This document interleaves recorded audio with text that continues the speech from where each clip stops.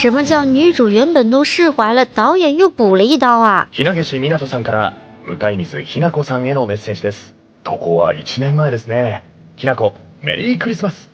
これからのクリスマスはずっと一緒に過ごそう。ずっと、ずっと、ずっと。